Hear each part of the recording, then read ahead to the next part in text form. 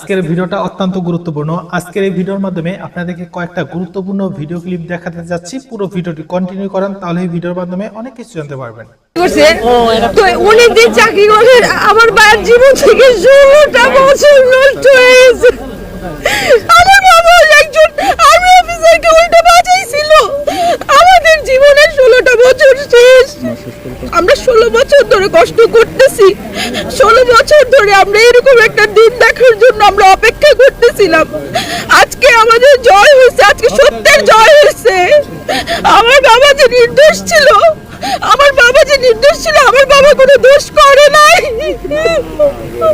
আজকে তার প্রমাণ হয়েছে আমার বাবা কোনো দোষ করে নাই। আমার বাবা কোনো দোষ করে নাই। আমার বাবা বিদ্রোহী না। আমার বাবা বিদ্রোহী না। আমার বাবা বিদ্রোহী না। বারবার বলেছে আমরা বিডিআর বিদ্রোহী। আমার বাবা কোনো অন্যায় করে নাই। আমার বাবা একজন আর্মি অফিসারকে উল্টো বাঁচাইছিল। তবুও তাকে বলা হয়েছিল সে কেন তার দায়িত্ব পালন করে নাই। আমার বাবা কোনো দোষ করে নাই। আমি সবার কাছে আমি এই যারা এর সাথে সম্পৃক্ত ছিল, আমি সবার কাছে কৃতজ্ঞ। আমার বাবাকে আমরা ফিরে পেলাম। আমার বাবা কোনো দোষ করে নাই, আমরা তাকে ফিরে পেলাম। আমি কৃতজ্ঞ। আমি এই রায়ের জন্য অপেক্ষা করতেছিলাম যে এরকম একটা রায় হবে। সিল্কো সিল্ক এন্ড শাইন, যাতে আছে আর্গান অয়েল ও ওট প্রোটিনের গুডনেস, যা আপনার চুলকে রাখে হেলদি এন্ড শাইনিং। এরপরে বিদ্রোহীর তকমা আমাদের উঠে যাবে। এরকম একটা ইয়া চাই যে আমাদের বিদ্রোহী তকমা উঠে যাবে, এবং যারা এর সাথে জড়িত ছিল অবশ্যই তাদের বিচার চাই। সেই খুনিদের বিচার চাই, যাদের জন্য আমাদের জীবনের 16টা বছর শেষ হয়ে গেল। তাদের বিচার চাই। খুনি যারা ছিল তাদের বিচার চাই। আমরা চাই যারা জড়িত ছিল সে যাই হোক না কেন, তার বিচার হোক। তার বিচার হোক। আমি রাষ্ট্রের কাছে এটা আবেদন, তার বিচার হোক। তার জন্য আমার জীবনের 16টা বছর শেষ। আমাদের জীবনের 16টা বছর শেষ। আমাদের জীবনের 16টা বছর শেষ করে দিছে। আমার ভাই মাত্র 19 দিন চাকরি করছে। তো 19 দিন চাকরি করে আমার ভাইয়ের জীবন থেকে 16টা বছর নষ্ট হয়ে গেছে। হয়তো ওর জীবনে অনেক কিছু দিতে পারবো, কিন্তু এই 16টা বছর কখনোই দিতে পারবো না। আমার ভাই অপরাধ করেনি। আমরা বারবার বলেছি আমার ভাই এগুলা এই বিদ্রোহের সাথে আমার ভাই জড়িত ছিল না। আমরা বারবার বলেছি, কিন্তু আমাদের কোনো কথা শোনা হয়নি। আমরা বারবার বলেছি যে আমার ভাই এই কাজে ছিল না, আমার ভাই অসুস্থ ছিল। আমরা বারবার বলেছি, কিন্তু আমাদের কথা কেউ শুনে নাই। আমার ভাই মাত্র 19 দিন চাকরি করে একটা মানুষ কিভাবে অপরাধী হয় আমার জানা নাই। সেই 19 দিনের চাকরির জন্য আজ 16 বছর জেল খাটছে। এই 16 বছর হয়তো আমি জীবনে অনেক কিছু দিতে পারবো, কিন্তু আমার ভাইকে এই 16টা বছর আমি দিতে পারবো না। তবে আমরা যে অপরাধী নয়, এটা এখন সারা বিশ্বের মানুষ জানুক যে আমরা হত্যাকাণ্ডের সাথে জড়িত ছিলাম না। যারা এই হত্যাকাণ্ডের সাথে জড়িত আর যারা মূল হোতা, আমাদের যেই প্রধান উপদেষ্টা আছে সারা বিশ্ব সারা বাংলাদেশের জনগণের কাছে বলি যে যারা এই মুখোশের আড়ালে আছে তাদের প্রত্যেকের আইনের আওতায় এনে শাস্তি দেওয়া হোক, কঠিনতম কঠিন শাস্তি দেওয়া হোক। আমি যা শুনলাম আপনারা কি তাই শুনলেন? ও আপনারা তো এখনো শোনেন নাই, শোনাচ্ছি। আমি না মিলাইতে পারতেছি না যে সার্জিস হাসনাতরা এই আন্দোলনের সময় পালাই গেছিল। বৈষম্য বিরোধীর কেন্দ্রীয় কার্যালয় এখন আওয়ামী লীগ ছাত্রলীগের অফিসের মতন টর্চার সেল। আচ্ছা, আমরা আগে শুনি তো এই ভাইটা কি বলতে চাচ্ছেন। বৈষম্য বিরোধীর অফিসটা নিয়ে কেটে টর্চার সেল করেছে আওয়ামী লীগের পার্টি অফিসের মতো। আপনারা বলেন সার্জিস, তারপরে হাসনাত, এরা সবাই পলাই গেছিল। এখন কার্যালয় এনে যদি কাউকে হামলা করা হয়, কাউকে বেধড়ক মারে 22টা শিলাই ফেলা না, তাহলে এটাকে কি বলা হতে পারে? রিফাত, রশিদ সহ যারা এখানে উপস্থিত ছিল, তারা এই হত্যাকাণ্ডের সাথে হত্যাকাণ্ড ঘটানোর জন্য যে বেধড়ক করে মারছে তার বিচার আমরা দাবি করি। নিশ্চয়ই শুনেছেন, আমাদের কুমিল্লার ভাষায় একটা প্রবাদ বাক্য আছে, হোটকার সাক্ষী হোটকা দে মাইনসে লাগে না। হোটকা মানে হচ্ছে কি, আপনার যে যখন ভারী বৃষ্টি হয়, তো যখন আকাশ থেকে বৃষ্টির পানি পড়ে এক ধরনের এরকম একটা রাউন্ড আকারের একটা শেপ ক্রিয়েট হয় পানির মধ্যে, তো এটা আবার আরেক বৃষ্টির ফোঁটা পড়ে কিন্তু ভাসতে ভাসতে এটা আবার ফুটা যায়। হ্যাঁ, তো আমরা আজকে যার কথা শুনলাম তিনি গণ অধিকার পরিষদ ভিপি নুরের যে গণ অধিকার পরিষদ, সেই পরিষদের একজন সাবেক নেতায় আমরা ধরতে পারি, অথবা রানিং হয়তো বা তিনি আছেন। তো তো তার বক্তব্য হচ্ছে এই যে আসিফ নাহিদ সহ যারাই আছে তারা সবাই কিন্তু এই গণ অধিকার পরিষদের এক সময়ের শিষ্য, মানে ভিপি নুরের কিন্তু শিষ্য। তো বিবর্তনের মাধ্যমে এই জুলাই অভ্যুত্থানের মাধ্যমে তারা একটা জায়গায় পৌঁছেছে। কিন্তু তার এই বক্তব্যের তিনি এটা একটা লম্বা চূড়া বক্তব্য, তিনি বলছিলেন যে সারা বাংলাদেশের মধ্যে যেখানে সবচেয়ে দুর্বার আন্দোলন হয়েছে এটা হচ্ছে যাত্রাবাড়ি। এটা কিন্তু বাস্তব, যাত্রাবাড়িতে হিউজ এখানে কন্ট্রোলিং আনতে পারে নাই। তো যাত্রাবাড়ির আন্দোলনটা নেতৃত্ব কারা দিছে?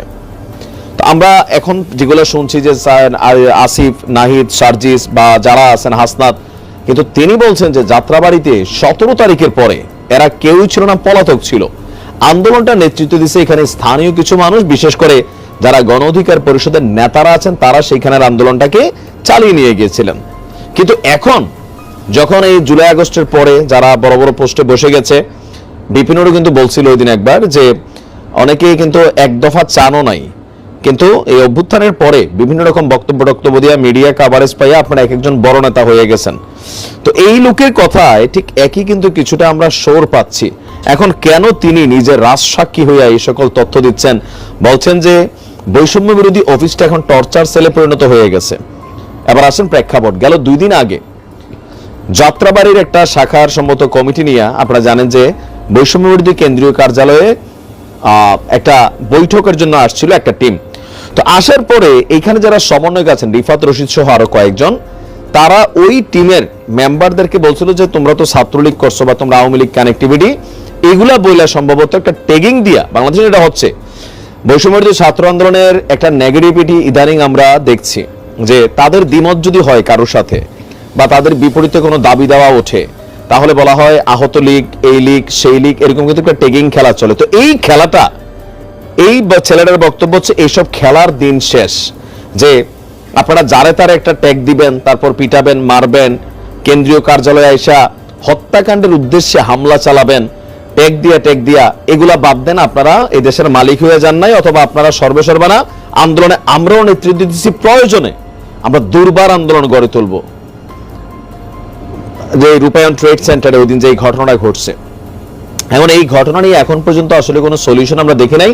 তবে এই টিমটা মামলার দিকে যাচ্ছে। আমি কয়েক ঘন্টা আগে নিউজটা দেখলাম যে এই যে 2 গ্রুপ, এক গ্রুপ আরেক গ্রুপের বিরুদ্ধে, বিশেষ করে যারা মাইর খেয়েছে একজনের নাকি 22টা শিলাই লাগছে, তো তারা আইনি প্রক্রিয়ায় যাচ্ছে। তাহলে মামলাগুলো কাদের বিরুদ্ধে হবে আপনি বুঝতে পারছেন? এখন তারা বলতেছে যে মামলা পুলিশ নেবে কিনা তাদের মধ্যে সন্দেহ আছে। যদি পুলিশ মামলা না নেয় তাহলে তারা আবার দুর্বার আন্দোলন করে আইনকে মানে সঠিক পথে চলতে বাধ্য করবেন। তো এখন আমরা যেগুলো দেখছি পাল্টাপাল্টি বক্তব্য, একে অন্যের বিরুদ্ধে অবস্থান বা বিভিন্ন ধরনের যে বিষয়গুলা, কোথাও না কোথাও বৈষম্য বিরোধীর যে শক্তিটা ভেঙে যাচ্ছে। যত আপনারা পুরো ভিডিও ক্লিপটি দেখলেন, পুরো ভিডিও জুড়ে আপনাদের কি মতামত কমেন্ট বক্সে অবশ্যই লিখে জানাবেন। ওবায়দুল কাদের এমন একজন ব্যক্তি যাকে নিয়ে বাংলাদেশের মানুষ দেখতে ওবায়দুল কাদের দেখতে দেখা যায় কি এটাও করবো, কখনোই সম্ভব না, এরকম কথা বলে, কিন্তু ওর ভিতরটা আসলে বাংলাদেশটা বলতে গেলে ও কিন্তু চালিয়েছে। ও প্রধানমন্ত্রী না, বাট কিন্তু ও কিন্তু দেশটাকে চালিয়েছে। ওবায়দুল কাদের কতটা ক্রিমিনাল সেটা আসলে জনগণ না বুঝলেও কিছু কিছু মানুষ অলরেডি কিন্তু বুঝে গিয়েছে, কিন্তু এখন না বুঝলে এখন বর্তমানে বুঝছে। এই ওবায়দুল কাদের ক্ষমতা থাকা অবস্থায় শেখ হাসিনারে পুশিং দিয়ে কি পরিমাণ টাকা লুট করছে সেটা বলে বোঝানো যাবে না ভাই। মানে এত পরিমাণ টাকা ও লুট করছে একা, যা দিয়ে বাংলাদেশে যে পরিমাণ ঋণ আছে, জনপ্রতি 1.5 লক্ষ টাকার মতো ঋণ, প্রতিটা মানুষের ঋণগুলো কিন্তু পরিশোধ হয়ে যাওয়ার প্রায় উপক্রম হয়ে যাবে, কাছাকাছি হয়ে যাবে আশা করি। এত পরিমাণ ও ঋণ এত পরিমাণ দুর্নীতি করছে বাংলাদেশ থেকে, চিন্তা করা যায়, ভাবা যায়। এগুলো কিন্তু সব জানে। অনেকের কাছে বলে শেখ হাসিনা কি করবে একলা। আরে ভাই, প্রধানমন্ত্রী, দেশের প্রধানমন্ত্রী যদি ব্যর্থতা হয় তোর দরকার কি? তুই থাকিস না দেশে, ও তোর খা, আমার ওরাই খেতে, সমস্যা, আমার তো ক্ষমতা থেকে নামাইস না। আমার কত হয়েছে এটাই দেশপ্রেম। আরে দেশপ্রেম, কত দেশপ্রেম যে দেখছি আমরা তাদের মধ্যে, কি পরিমাণ দেশপ্রেম। এই দেশপ্রেমের যন্ত্রণা সারাদিন শুধু দেশপ্রেম, আমাদের মুখে শুধু দেশপ্রেম, কিন্তু অন্তরটা ছিল শুধু কিভাবে বাহিরে গিয়ে, নিজের দেশ ছেড়ে বাহিরে গিয়ে কিভাবে রাজত্ব গড়ে তুলবে, এই চিন্তা চেতনা ভাবনা সবসময় তাদের মধ্যে কিন্তু ছিল। তো যাক ভাই, আল্লাহ পাক রব্বুল আলামিন উপরে আছেন, আল্লাহ পাক রব্বুল আলামিন দেখবেন। আল্লাহ যেন এই সমস্ত জালেমদেরকে বিচার করেন, যারা দেশের টাকা বাহিরে পাচার করেছে। আল্লাহ যেন তাদের বিচার করে এবং এই জমিনে যেন আমরা সেই বিচারগুলো দেখতে পারি, এই দোয়া সবসময় আমরা করি। তো আর কোনো কথা নয়, ভিডিওটি সর্বোচ্চ শেয়ার করে দিবেন। আল্লাহ হাফেজ। পিছাবেন? কে কে পিছাবেন? হ্যাঁ, সবাই থাকতে হবে শেষ পর্যন্ত ইনশাআল্লাহ। তো আমার সংক্ষিপ্ত বক্তব্য এখানে শেষ করলাম। সবাই থাকবেন ইনশাআল্লাহ শেষ পর্যন্ত। আসসালামু আলাইকুম ওয়া রাহমাতুল্লাহ। আলহামদুলিল্লাহ, এ পর্যায়ে সংক্ষিপ্ত